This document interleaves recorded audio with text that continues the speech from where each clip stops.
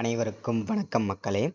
இந்த ஒரு வீடியோவில் நம்ம எதை பற்றி பார்க்க போகிறோம் அப்படின்னா, எல்லாருமே ஃபோட்டோலே தம்ப்நெயிலே டைட்டிலே பார்த்துருப்பீங்க மக்களே. அவங்க இந்த 2025ஆம் ஆண்டு முதல் 2026ஆம் ஆண்டு வரை இருக்கக்கூடிய இந்த 1.5 வருஷத்துக்காக தேர்தல் அறிக்கையாக, அது மட்டும் இல்லாமல் வேளாண்மை பட்ஜெட் கூட்டம் நடைபெற்றதுங்க.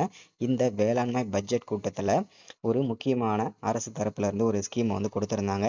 ஏழை எளிய மக்களுக்கும் விவசாயிகளுக்கும் பயன்பெறும் விதமாக. அது என்ன ஸ்கீம் அப்படின்னு கேட்டிங்கன்னா, 5 சவரனுக்குள்ளே இருக்கக்கூடிய நகைக்கடன்களும் 40 கிராமுக்குள்ளே இருக்கக்கூடிய நகைக்கடன்களும் முழுமையாக தள்ளுபடி செய்யப்படும் என்று தமிழ்நாடு அரசு ஆணையிட்டிருக்காங்க. இதற்கான அரசாணையும் வெளியிட்டிருக்காங்க. இதற்கான ஸ்கீம் அப்டேட்டுமே கொடுத்துருக்குறாங்க. சரிங்களா? இதற்காக கிட்டத்தட்ட 45,000 கோடி ரூபாய் ஒதுக்கீடு செஞ்சுருக்கிறாங்க இந்த நகைக்கடன் தள்ளுபடி செய்வதற்காக. சரிங்களா?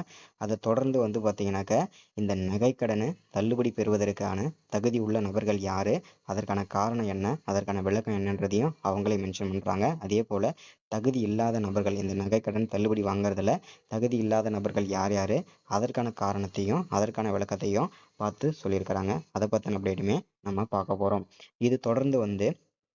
இது வந்து ஏழை எளிய மக்களுக்கு வந்து பார்த்திங்கன்னா பயன்பெறும் விதமாக இந்த ஸ்கீம் கொடுத்துருக்குறாங்க.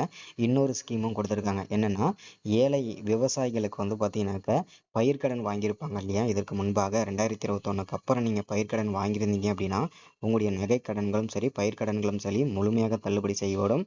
அதே மாதிரி ஏற்கனவே இந்த பயிர்க்கடன் வாங்கியிருப்பாங்க இல்லையா, அவங்களுக்கு தான் தள்ளுபடி.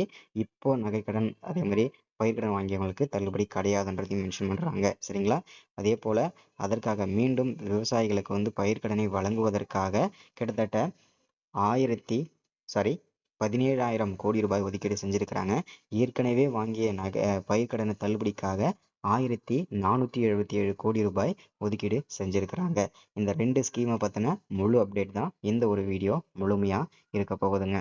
இது எல்லாமே நம்ம தொடர்ந்து தெளிவாக துல்லியமாக பார்த்து தெரிஞ்சுக்கிறதுக்கு முன்னாடி நமது கவர்மெண்ட் ஜாப் டெய்லி அப்டேட் சேனலுக்கு இப்போ தான் நீங்கள் ஃபர்ஸ்ட் டைமாக முதல் முறையாக நமது சேனலை பார்க்குறீங்க, நமது வீடியோவை பார்க்குறீங்க அப்படின்னா மறக்காமல் சப்ஸ்கிரைப் பண்ணிவிட்டு பக்கத்தில் இருக்கிற பெல் பட்டனை கிளிக் பண்ணி ஆல்ன்ற ஆப்ஷனில் போட்டு வச்சுக்கோங்க. அப்போ தான் நம்ம போடக்கூடிய அரசு துறையிலேருந்து வரக்கூடிய எல்லா விதமான கவர்மெண்ட்டோட ஜாப்ஸ் அப்டேட்ஸ் நோட்டிஃபிகேஷன் இது எல்லாமே நீங்கள் உடனுக்குடனே நமது சேனலில் ஈஸியாகவே துல்லியமாகவே தெரிஞ்சுக்க முடியும். சரிங்களா? ஸோ அது மட்டும் இல்லாமல் உங்களுடைய ஃப்ரெண்ட்ஸ், ரிலேட்டிவ்ஸ், கான்டாக்ட் இருக்கக்கூடியவங்க எல்லாருக்கூடையும் ஷேர் பண்ணிங்கன்னா ரொம்ப ரொம்ப பயனுள்ளதாக இருக்குங்க. சரி, தொடர்ந்து வீடியோ பார்க்கலாம். வாங்க வீடியோக்குள்ளே போகலாம்.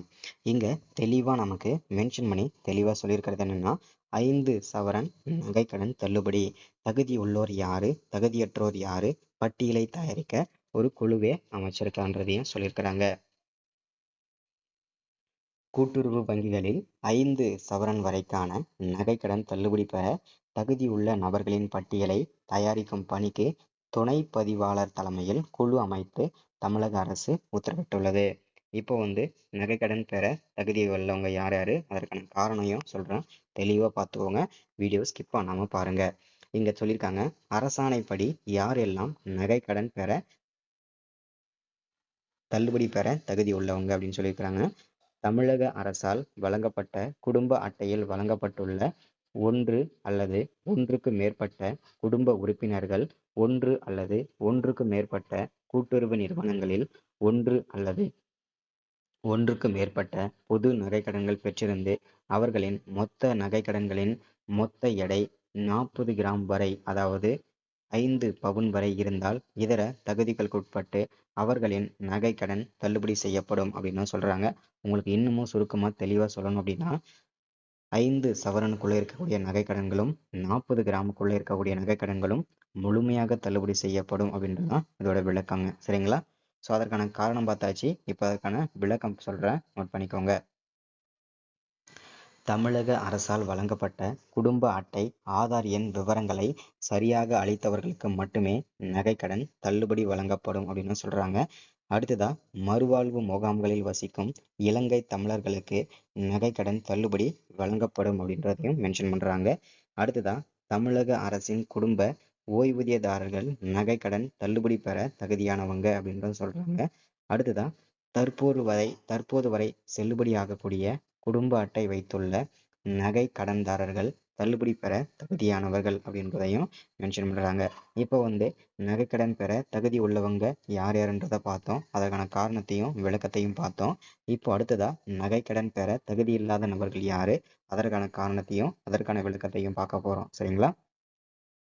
தமிழக அரசால் வழங்கப்பட்டுள்ள குடும்ப அட்டையில் வழங்கப்பட்டுள்ள ஒன்று அல்லது ஒன்றுக்கு மேற்பட்ட குடும்ப உறுப்பினர்கள் ஒன்று அல்லது ஒன்றுக்கு மேற்பட்ட கூட்டுறவு நிறுவனங்களில் ஒன்று அல்லது ஒன்றுக்கு மேற்பட்ட பொது நகைக்கடன்கள் பெற்றிருந்து அவர்களின் மொத்த நகைக்கடன்களின் மொத்த எடை 40 கிராமுக்கு மேல், அதாவது 5 பவுனுக்கு மேல் இருந்தால் அவர்களின் நகைக்கடன் தள்ளுபடி செய்யப்பட மாட்டாது அப்படின்றதையும் தெளிவாக மென்ஷன் பண்ணுறாங்க. உங்களுக்கு இன்னமும் தெளிவாக சுருக்கமாக சொல்லணும் அப்படின்னா, 5 பவுனுக்கு மேல் இருக்கக்கூடிய நகைக்கடன்களும் 40 கிராம் மேல் இருக்கக்கூடிய 41 கிராம் இருக்கட்டும், இல்லை 5.5 பவுனாக இருக்கட்டும், 5.5 பவுனாக இருக்கட்டும், அந்த மாதிரி இருந்தாலும் சரி 40 கிராமுக்கு மேலே இருந்தக்கூடிய நகைக்கடன்களும் தள்ளுபடி செய்யப்பட மாட்டாது அப்படின்னு சொல்லியிருக்கிறாங்க. அதற்கான விளக்கத்தை இங்கே பார்ப்போம். குடும்ப அட்டை எண்ணை வழங்காதவர்கள் மற்றும் தவறாக வழங்கியவர்களுக்கு நகைக்கடன் தள்ளுபடி செய்யப்படாது அப்படின்றதையும் மென்ஷன் பண்ணுறாங்க. அடுத்ததா ஆதார் எண்ணை வழங்காதவர்கள் மற்றும் தவறாக வழங்கியவர்களுக்கு தள்ளுபடி கிடையாது அப்படின்றதையும் மென்ஷன் பண்ணிக்கிறாங்க. அடுத்ததா கூட்டுறவு சங்கங்களில் பணியாற்றும் ஊழியர்கள் மற்றும் அவர்தம் குடும்பத்தினர், கூட்டுறவு சங்கங்களில் உள்ள நிர்வாக குழு உறுப்பினர்கள் மற்றும் அவர்தம் குடும்பத்தினருக்கு நகைக்கடன் தள்ளுபடி இல்லை அப்படின்றதையும் மென்ஷன் பண்றாங்க. அடுத்ததா அனைத்து அரசு ஊழியர்கள் மற்றும் அவர்தம் குடும்பத்தினருக்கு நகைக்கடன் தள்ளுபடி இல்லை அப்படின்றதையும் மென்ஷன் பண்றாங்க. அடுத்ததா எந்த பொருளும் வேண்டாத குடும்ப அட்டையினருக்கு நகைக்கடன் தள்ளுபடி கிடையாது அப்படின்றதையும் மென்ஷன் பண்ணிக்கிறாங்க. அடுத்ததா 2021 ஆண்டு பயிர்க்கடன் வாங்கி, அதாவது 2021 அப்புறம் நீங்க பயிர்க்கடன் வாங்கி அதற்கான தள்ளுபடி வாங்கிட்டீங்கன்னா உங்களுக்கு நகைக்கடன் தள்ளுபடி கிடையாதுன்றதையும் மென்ஷன் பண்றாங்க. நீங்க நகைக்கடன் தள்ளுபடி வாங்கிட்டு இருந்தீங்கன்னா பயிர்க்கடன் தள்ளுபடி கிடையாது. ரெண்டுத்துல ஏதாச்சும் ஒண்ணுதான் தள்ளுபடி கிடைக்கும் அப்படின்றதையும் மென்ஷன் பண்ணியிருக்காங்க. சரிங்களா?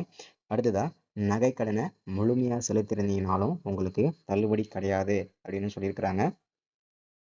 அடுத்தது ஒன்றோ அல்லது ஒன்றுக்கும் மேற்பட்ட நகைக்கடன்கள் மூலம் மொத்த எடை 40 கிராமுக்கும் கூடுதலாக பெற்ற அந்தியோதயா அன்ன யோஜனா குடும்ப அட்டைதாரர்களுக்கும் நகைக்கடன் தள்ளுபடி கிடையாது அப்படின்றதையும் மென்ஷன் பண்ணிக்கிறாங்க.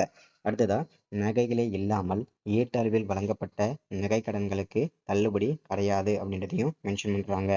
அடுத்ததா தமிழக அரசால் வழங்கப்பட்டுள்ள குடும்ப அட்டை இல்லாம ஆந்திரா, கேரளா, தெலுங்கானா, புதுச்சேரி இந்த மாநிலத்தோட ஆதார் அட்டையும் சரி, ரேஷன் அட்டையும் சரி வச்சிருந்தீங்கனாலும் உங்களுக்கு தள்ளுபடி கிடையாது.